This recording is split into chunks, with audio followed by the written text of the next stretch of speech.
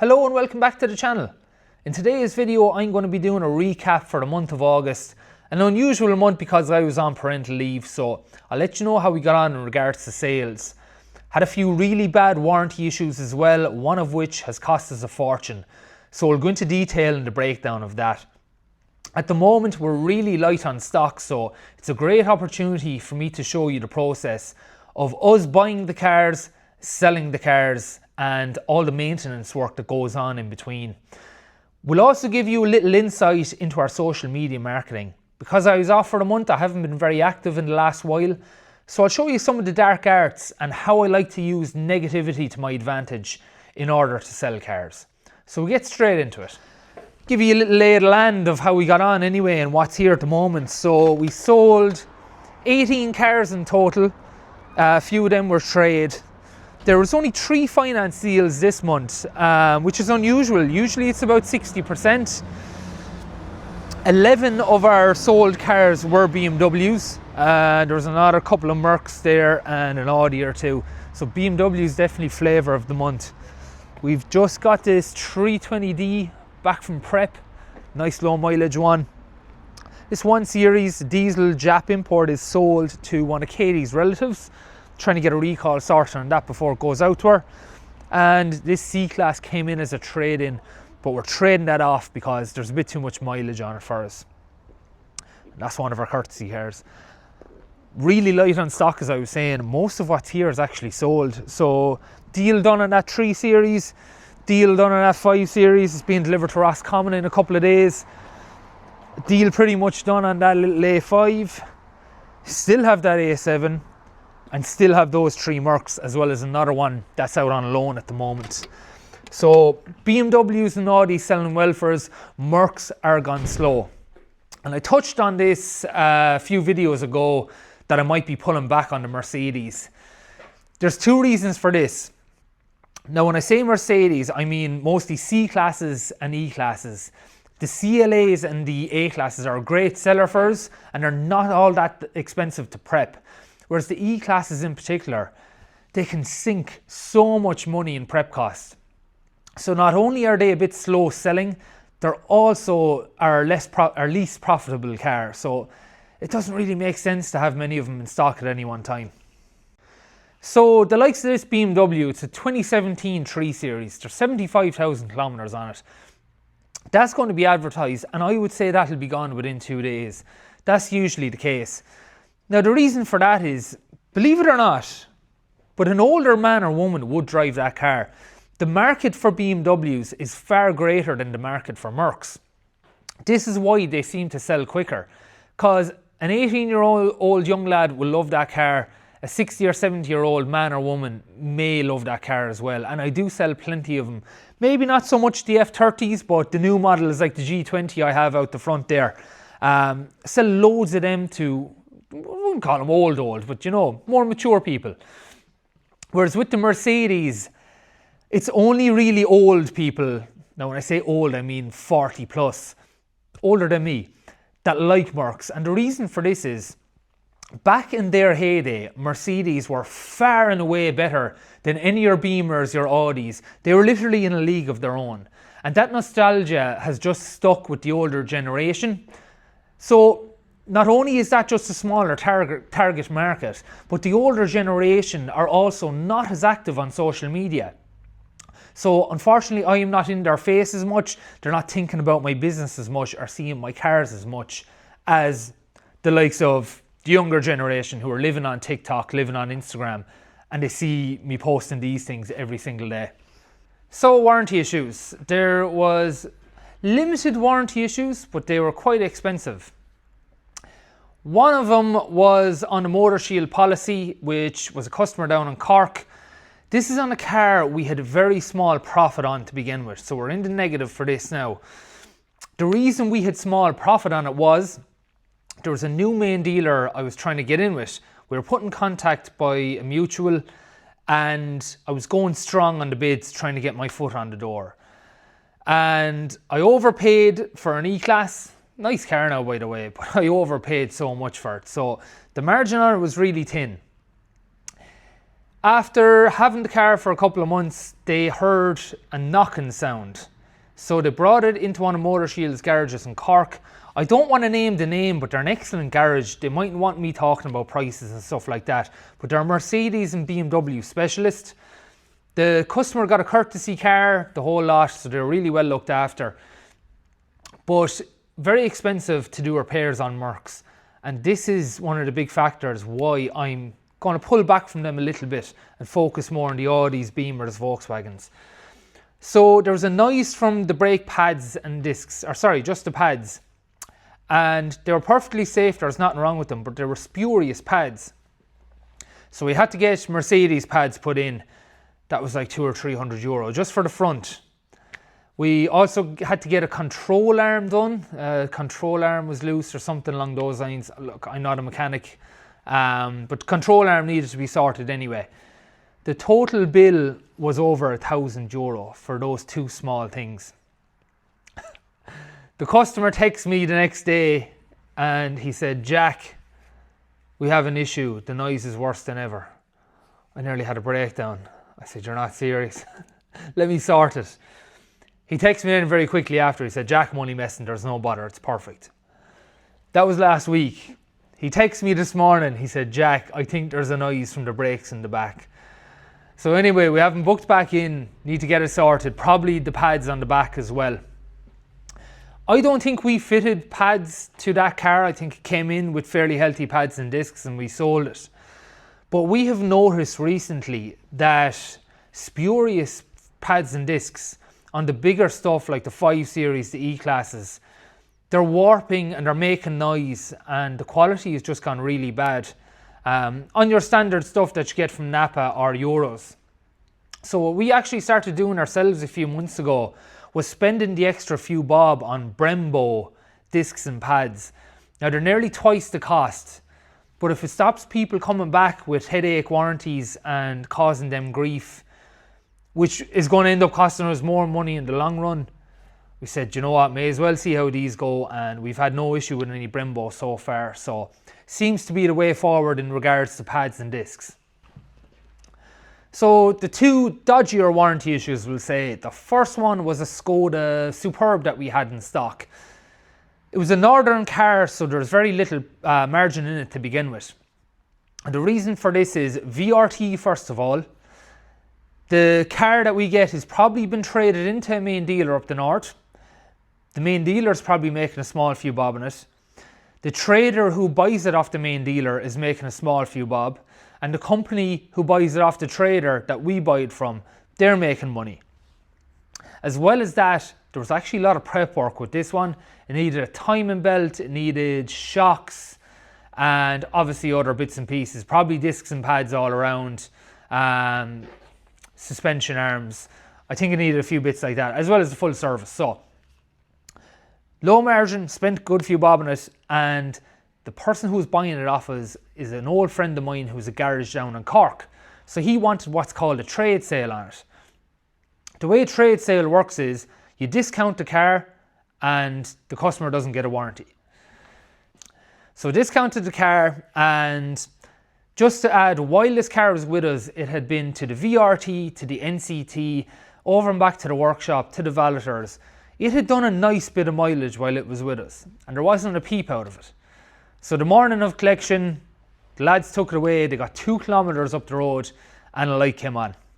It was a coil spring light, which with Volkswagen Skoda, it's never actually a coil spring. It's usually something else. So in the process of finding out what the issue was, we threw a couple of different parts into it and it turned out to be the high pressure fuel pump. So that cost over $1,000, I think, to get that sorted. So we actually took that car at a loss. Or sold that car at a loss, should I say. The second one was a really dirty one. It's actually still ongoing. So, a new model A6. The day I was buying it, I plugged in the OBD myself to check it for faults because they would be known to have DPF and EGR issues. So that's the main one I was looking out for. When I plugged it in, I saw a few other faults that looked like battery related, battery gone dead kind of faults. So that was a good thing. I didn't want to see all clear because that meant it had been wiped. So the few small faults I saw with no EGR, I said, okay, perfect, we'll buy this car. Serviced it, prepped it, did a bit of mileage while it was here going over and back to places. The customer was on the way down to collect it on a Friday evening, and as I was driving the car from the workshop back over here, the engine light came on. So I had to ring him up. He actually came down, now that I think of it. He came down. I said, look, I'm sorry, I was trying to ring you an hour ago. His phone was on silent. I can't give you the car today. There's something wrong with it. He was very cool about it. So we got it diagnosed. So we thought it was a gasket. There was an airflow code on it. Lads, I'm not a mechanic, so bear with me trying to explain this stuff, but some sort of airflow code. They thought it was a gasket. The gasket was on order for like a week. Customer's very patient, totally understanding. Got the gasket fitted, gave it back to the customer. 3 days later, the engine light came on again. So I sent a courtesy car up to him, got the A6 back down and plugged it in, and lo and behold, EGR DPF faults. So the whole engine has to be taken off, has to be dropped out of it. The DPF, the EGR, the manifold, all has to be removed, has to be sent off to be cleaned. The whole process takes ages, and as well as the €1,500 of prep that we did on the car when it first came in, it's now after costing us another 3.5, 4 grand. The customer still doesn't have their car back. They're still being really cool about it. It's just been a pure headache. So really expensive one, taking a big loss on it. But with those two issues, I was absolutely blessed with the customers that bought them. So some customers, through no fault of their own, they don't have much life experience, or they don't have experience with cars, or they're not used to things going wrong with them in their lives. So you could sell a car to someone, they could have it 3 months, and an ABS sensor could go. They're ringing you on the phone nearly crying, freaking out because all these lights are on their dash, their power steering is gone, they don't understand what's going on. So it's up to me to just calm them down, reassure them, and just bring them back to reality, let them know that it's going to be sorted and everything's okay. If you met one of those people and you gave them a car and they had these big issues straight off the bat, there's no way the deal would be going ahead. They'd be throwing their toys out of their pram, they'd be going insane. And I'd be trying my best to explain to them what's going on, but they just lose all faith in the car. And that's fine. Again, it's not their fault. Different people, different life experiences, different perception of the world. So I was blessed that Barry is a mechanic and he knows exactly what can go wrong with these cars. He knows I wasn't trying to do anything wrong, and he knew I'd get it sorted. That's the guy with the Skoda. No problem at all. Super. The guy with the A6, I don't want to say too much about it because we are getting to know each other very well, and he doesn't even want to be talking about this, but he comes from a military background. He's seen a lot worse stuff than a DPF needing to be sent off to be cleaned. So it's all about managing people and their life experiences and how they see the world. For me, I was very lucky that these big issues happened with two customers who are very resilient and very used to seeing difficulties throughout their lives. Another issue that we had was an E-Class that has been sold with the last 5 months. Customer had a wheel bearing go and it caused the disc to warp as well. So had to put new discs and pads into that as well as the bearing.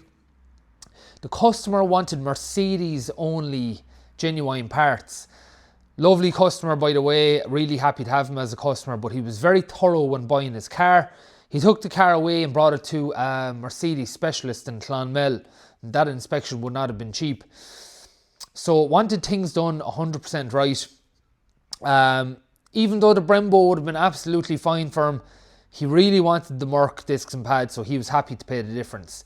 The Brembo discs, pads and wheel bearing still would have been expensive because it's a Mercedes and you're talking €600 or €700. From the main dealer, it was something like €1,250. So he just paid the difference. He was very happy with that. But just highlights the fact again of why we need to pull back from the bigger Mercedes slightly, because €1,250 for discs, pads and a bearing, it's crazy money really. At the start of the month as well, I got a phone call with some bad news. We had been using 2 valeters in the town. Both of them were great. But the one who called me on this morning is probably the one who would have taken more of our stuff, because the other one is extremely busy and they struggle to get us in from time to time. So they had 2 of our cars up there, and I got a phone call to say they were giving our cars back.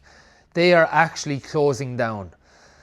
So I got a right shock. It put a halt to the whole show here of getting cars advertised. We can't advertise them without being valeted. And it scared me, to be honest. So when I got the call, I drove into Clonmel trying to firefight a bit and find a new valeter. So we're lucky we did find another valeter who was willing to take us on. We actually used them when we first opened up. And just due to the convenience of the other valeters being nearer to us, we stopped using them. So they were happy to take us back on board, thankfully. But it scared me. It made me think about how vulnerable I am in regards to mechanical work, because we only use the one workshop. So immediately after sorting out that valet situation, I got on the phone to a contact I know who's working in another workshop in town, seeing if they'd be interested in taking some of our mechanical work. So even if we just get 10 or 20% of the work done by someone else, it'll make us less exposed to our current main workshop closing down. Curtains Garage, who we use, they can do all the work in the world for us. The quality of work is really good. There is no issues there. I'd happily give them all of our work going forward, but it just opened my eyes and made me want to safe-proof myself for the future, just in case anything goes pear-shaped with curtains. The owner could die in the morning and the business could collapse. So you just have to protect yourself, and it was a good eye-opener and a good lesson learned as well. While I'm touching on the whole being diverse and safeguarding your business, another part of my strategy in regards to buying stock is I do buy a bit from the trade. Some dealers don't. They get all from the imports or all from the public market or one or the other, because, to be honest, the stuff that we buy from the trade in Ireland and from the north is the stuff we do the least well out of. So oftentimes people will come to me from TikTok. We have a fairly big social media following, and I'm getting offered cars constantly. I would make money out of those cars that I'm offered. I'd be able to cherry pick a bit more, and usually they need less prep work. But I always keep money to the side to be able to buy the imports and be able to buy the trade stuff from the north, because I don't want to break any relationships.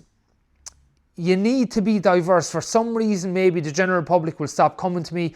Maybe my TikTok account will get hacked and I'll lose all my followers, and I won't have the exposure that I currently have, and the private stuff could dry up.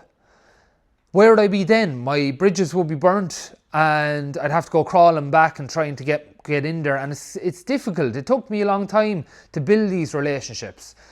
So I'll always get a little bit from different places, and it's just to safeguard my future and make sure that we've no problem getting stock going forward. It's now Tuesday the 2nd. We have 11 cars on the forecourt and in prep that are currently for sale.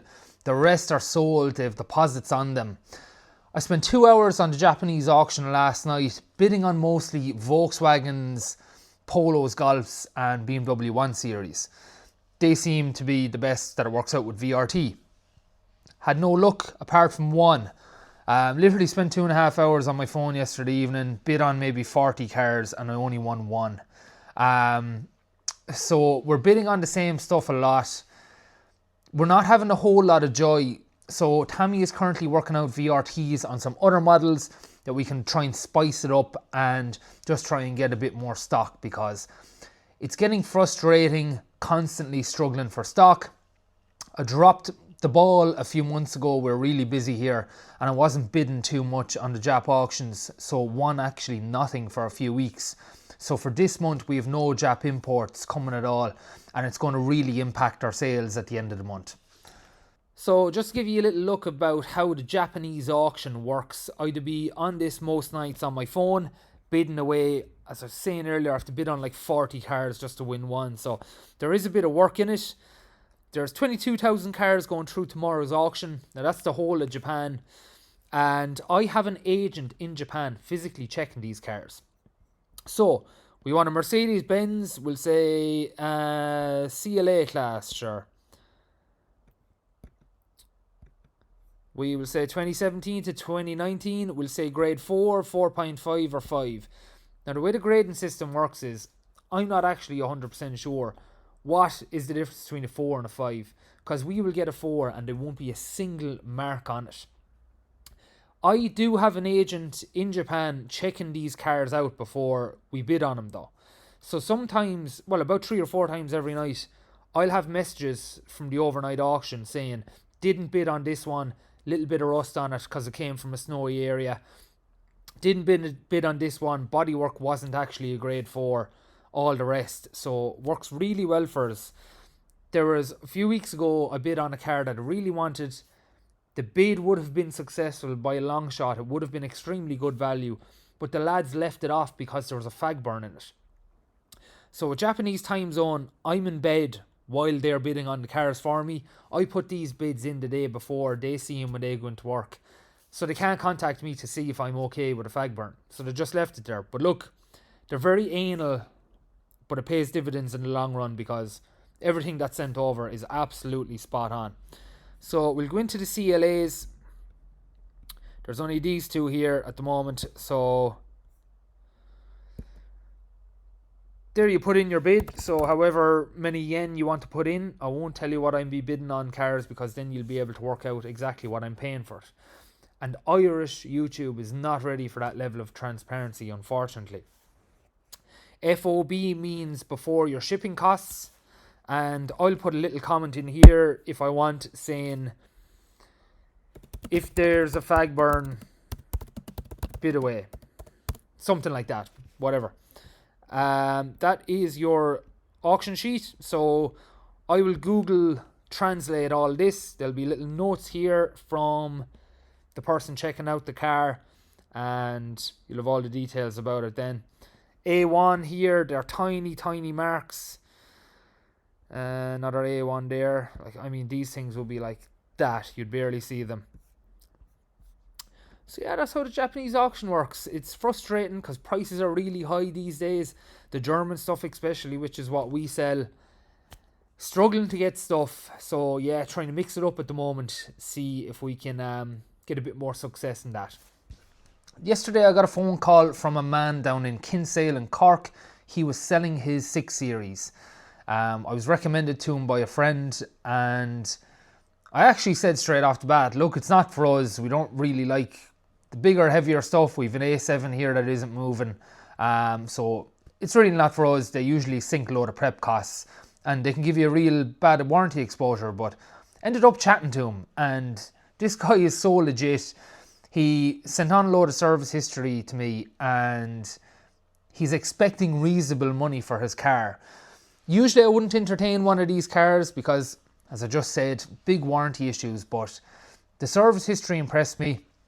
What also impressed me as well is that he spent 1,700 quid on run flat tyres recently. So I know this car is really well looked after, really nice guy. And I said, you know what, look, this is what I can give you. It's not a very good offer, but we are low on stock. He was happy with it. He doesn't want to be dealing with the private market. He can't drop the car up to me because he's busy with work. I'm really low on stock, so I'm going to head down really early tomorrow morning before work and get the car off him. Bring the laptop, do a bank transfer, and hopefully we can do a deal.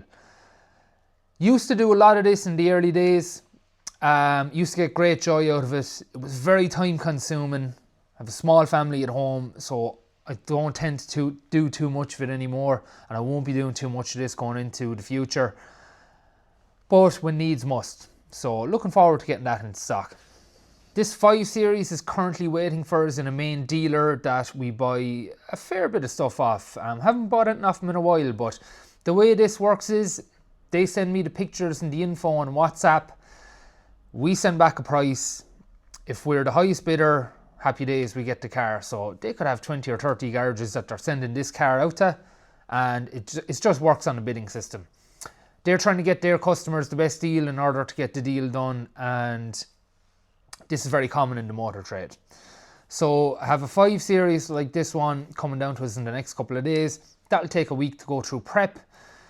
We also have a Tiguan currently going through prep. One of our Northern cars works a little bit differently with the Northern stuff. So the company that we deal with, they send us the pictures, they send us the price that they need in pounds and the VRT estimate. I calculate it up to see if it's worth our while, and we go from there.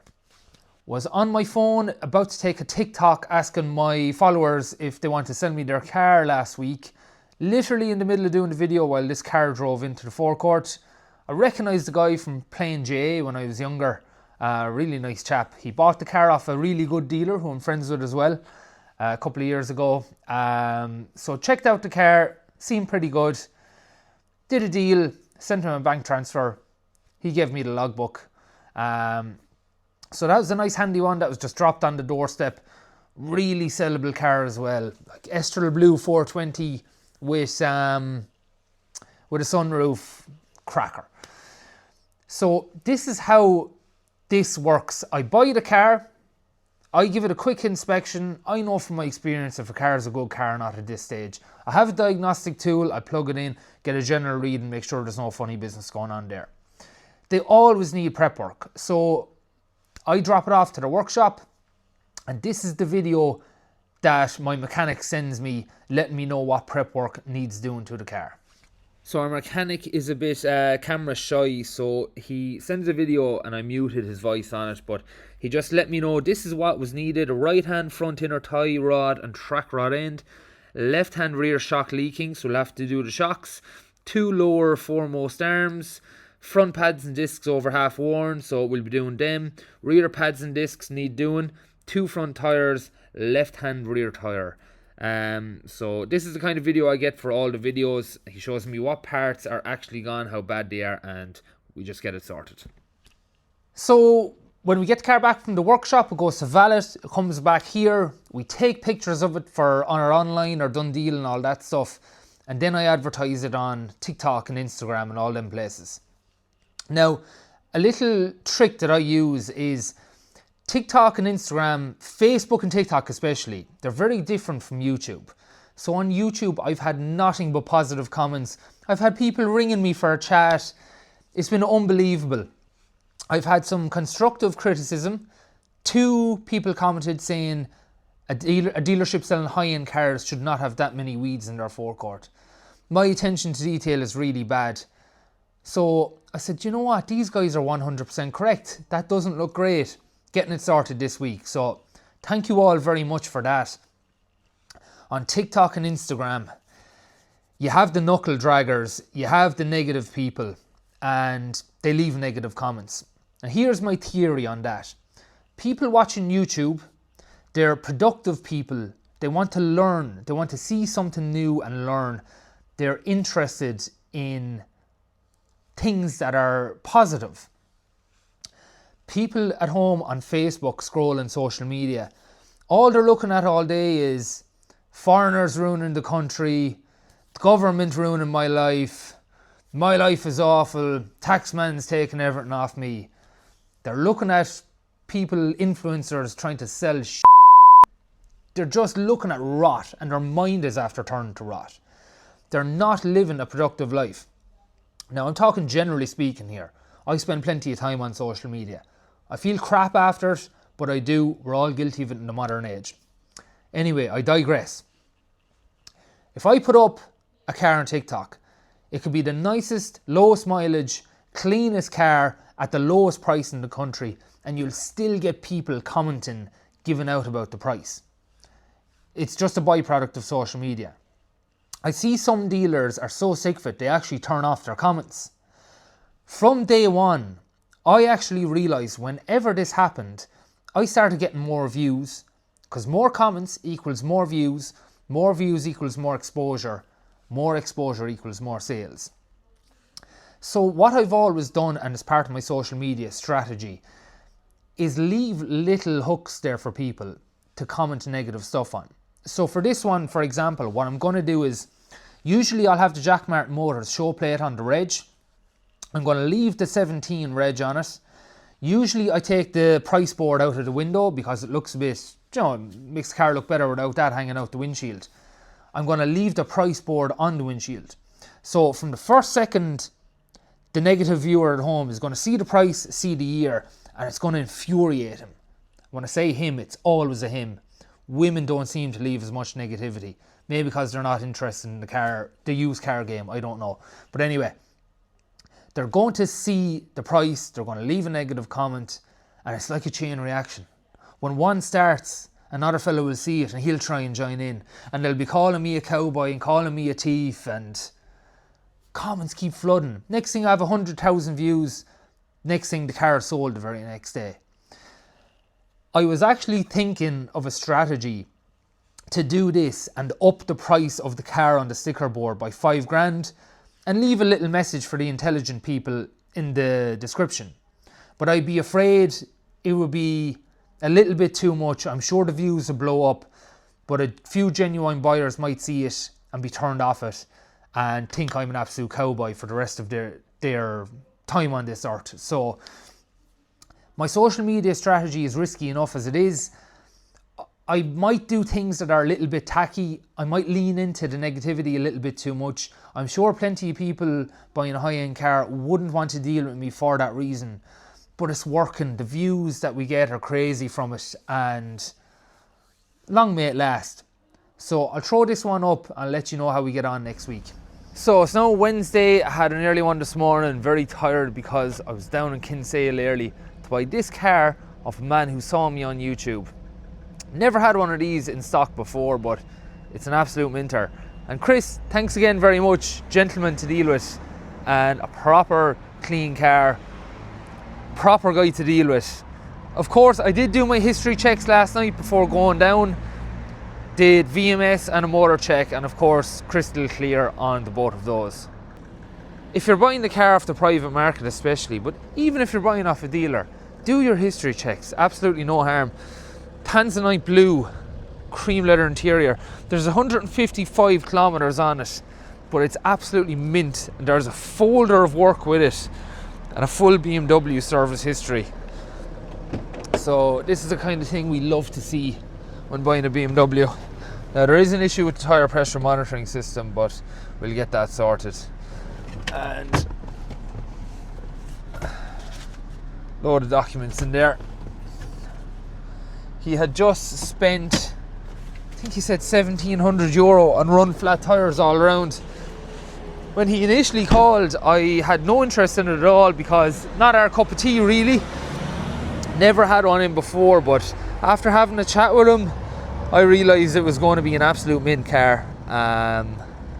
And we agreed a very good price for me, to be totally honest. I was transparent with what I was going to retail it for, and transparent that I wanted a big margin if I was to buy it, and he was very happy for me. He said, I hope you make good money on it. So those are the kind of people we love dealing with. I touched earlier on our social media marketing, and some of the stuff that we come up with is a little bit risky. I put up a risky one yesterday about the 5 worst customers I've ever had, and it blew up a little bit on TikTok. It's approaching 150,000 views, and there's some interesting comments on it. So next week's video, I think I'll go through my full marketing strategy, my marketing campaign, what works, what doesn't work, and the pros and cons to putting yourself out there on social media. So thanks for watching. I'll chat to you next week.